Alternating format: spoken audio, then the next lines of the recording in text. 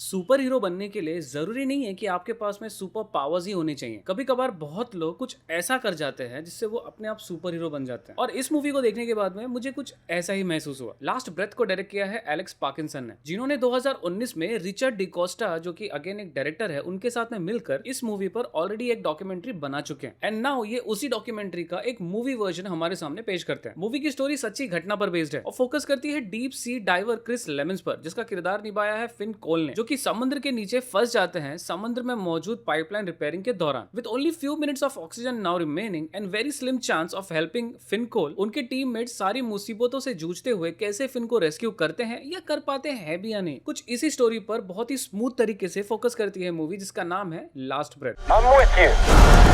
Incoming swell. Brace for impact. Now! Now!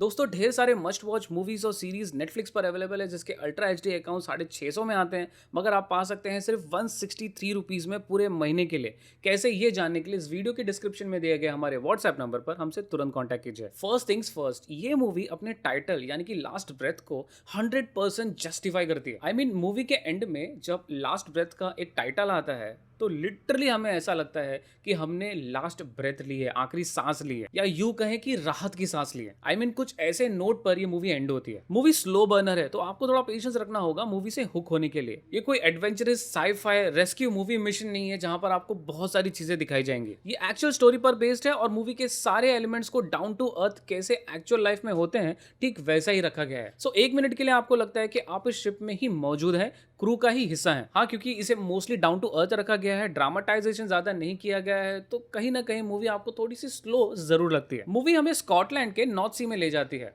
और step by step हमें बताया जाता है कि आखिर कैसे डीप डाइव सी के पाइपलाइन रिपेयरिंग के पहले लोगों को क्या कुछ नहीं करना पड़ता। जहां पर हम एक तरफ बड़े ही आसानी से नॉब घुमाकर गैस यूज कर लेते हैं अपने घर में, वही दूसरी तरफ इस मूवी में आपको यह दिखाया जाता है कि किस तरीके से आखिरकार कितनी मशक्कतों के बाद में वो गैस आपके घर तक आता है और उसके लिए कैसे ही कितने ही लोगों को अपनी जान पर खेलना पड़ता है। मूवी 1.5 घंटे की है और इस मूवी में 3 इंटरेस्टिंग कैरेक्टर्स है, वुडी हैरेल्सन, सिमू लिऊ एंड फिन कोल। सो इन तीनों ही कैरेक्टर से हमें बखूबी कनेक्ट किया जाता है। डायरेक्टर ने फिन कोल के कैरेक्टर के लिए उनके पास्ट के बारे में, उनके फैमिली के बारे में हमें दिखाया है, जिससे हम उनके कैरेक्टर से कनेक्ट हो सके। बट अनफॉर्चुनेटली वो कनेक्शन मुझे कनेक्ट होते हुए दिखा नहीं, जबकि एक्चुअल में वुडी हैरेल्सन के कैरेक्टर से हम ज्यादा कनेक्ट हो पाते हैं। मूवी में हमें काफी टेक्निकल चीजों के बारे में बताया गया है, जैसे डाइविंग के पहले क्या क्या करना होता है, कैसे तैयारी करनी होती है, क्या प्रोसीजर्स फॉलो करने होते हैं, जो कि काफी इंप्रेसिव भी लगते हैं। एक पल के लिए मुझे ऐसा लग रहा था कि मूवी में कहीं ना कहीं ड्रामेटाइजेशन होगा, लेकिन नहीं था। बट आई थिंक थोड़ा बहुत 10% ड्रामेटाइजेशन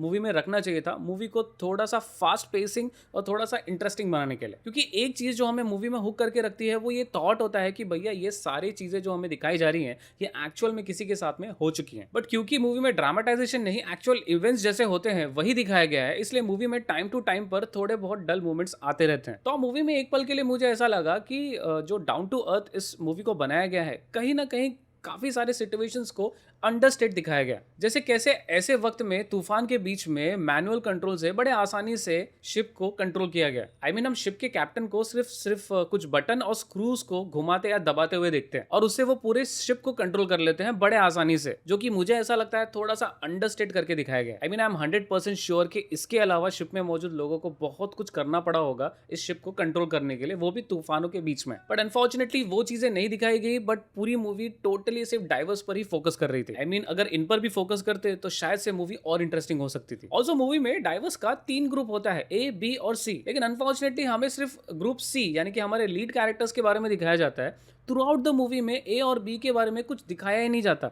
स्टार्ट में दिखाया जाता है और डायरेक्टली एंड में दिखाया जाता है। वो ग्रुप क्यों था, उसका काम क्या था, ये कभी मूवी डिस्क्लोज ही नहीं करती। तो ये थोड़ा सा वियर्ड पॉइंट था मूवी का। शॉकिंगली मूवी देखते वक्त मुझे बिल्कुल भी नहीं पता था कि ये मूवी सच्ची घटनाओं पर बेस्ड है। मैंने सिर्फ इसका ट्रेलर देखा था और मेरा इंटरेस्ट जगा था कि मैं इस मूवी को देखूंगा। मूवी की एंडिंग तो मुझे अच्छी लगी ही, लेकिन एंड होने के बाद में जो शॉकिंग रेवलेशंस किए गए वो देखने के बाद में मैं थोड़ा स्टन भी था। और अगर आप भी ये मूवी देखना चाहते हैं तो मेरी रिक्वेस्ट होगी कि आप इसका ट्रेलर भी ना देखें, डायरेक्टली मूवी देखें। मूवी के फैक्ट्स के बारे में बिल्कुल भी जानने की कोशिश ना करें, तो डेफिनेटली मूवी आपको पसंद आएगी और एंड थोड़ा शॉकिंग भी लगेगा। मुझे मूवी ठीक ठाक लगी, डेफिनेटली एक वन टाइम वॉचेबल है और इसीलिए इन सारी चीजों को ध्यान में रखते हुए मैं इस मूवी को रेट करूंगा 6 आउट ऑफ 10। अंत तक वीडियो देखने के लिए धन्यवाद। Stay safe.